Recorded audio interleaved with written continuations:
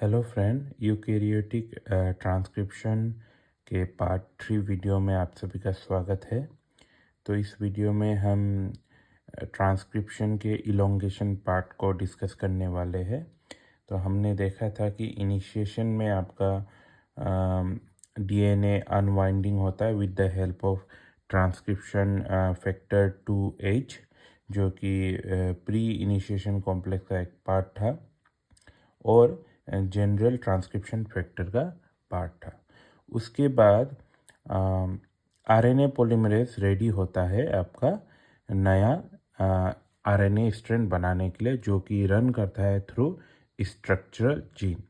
Now this RNA polymerase will synthesise RNA along the direction 5 prime to 3 prime. जैसे कि आप देख सकते हो 5 प्राइम टू 3 प्राइम के डायरेक्शन में आरएनए पॉलीमरेज रन करता है, बट जो टेम्पलेट स्ट्रैंड का जो डायरेक्शन है वो होता है 3 प्राइम टू 5 प्राइम। ओके, सो ये आरएनए सिंथेसिस के लिए सबसे पहला चीज़ आप सभी को याद रखना पड़ेगा कि हमें क्रोमेटिन मॉड्यूलेशन होता है। जैसे कि आप सभी को पता है कि यूकैरियोटिक डीएनए में हिस्टोन प्रोटीन होते हैं, जो कि हिस्टोन ऑक्टामर फॉर्म में पाए जाते हैं, जिसे हम न्यूक्लियोसोम कहते हैं। और ये हिस्टोन ऑक्टामर के रहने के वजह से क्या होता है कि डीएनए का पार्ट एक्सेसिबल नहीं होता कोई भी तरह के प्रोटीन के अटैचमेंट के लिए। तो इसके वजह से एक प्रोटीन एसेसरी प्रोटीन और कह सकते हैं एक कॉम्बिनेशन ऑफ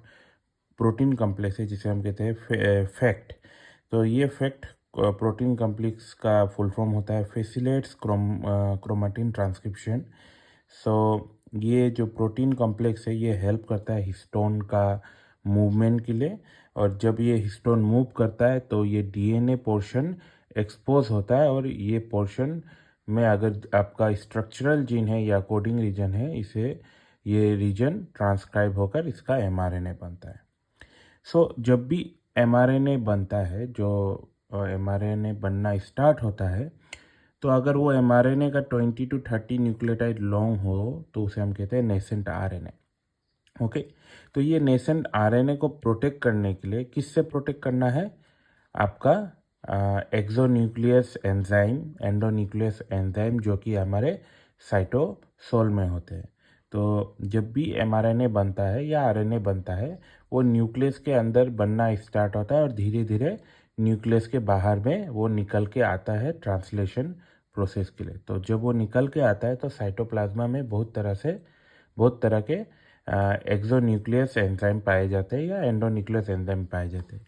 तो एक्सोन्यूक्लियस एंजाइम रिकॉग्नाइज कर लेता है एमआरएनए को, और वो एमआरएनए को काटना स्टार्ट कर देता है। इसी के वजह से आपको देखने को मिलता है कि एमआरएनए के जो 5 प्राइम एंड में ग्वानिन न्यूक्लियोटाइड होता है, तो उसके 7th नाइट्रोजन एटम में मिथाइल ग्रुप ऐड किया जाता है। तो इसे हम कहते हैं 7 मिथाइल ग्वानासाइन कैपिंग।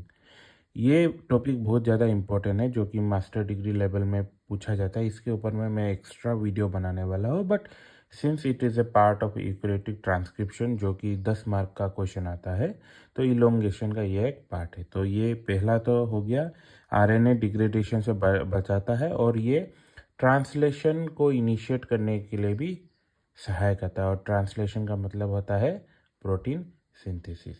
तो दोस्तों, लास्ट वीडियो होने वाला है टर्मिनेशन ऑफ यूकैरियोटिक ट्रांसक्रिप्शन या एमआरएनए प्रोडक्शन। तो हमारे यूट्यूब चैनल को सब्सक्राइब करके हमारे ये वीडियो सीरीज़ में जुड़े रहिए। तब तक के लिए बाय बाय।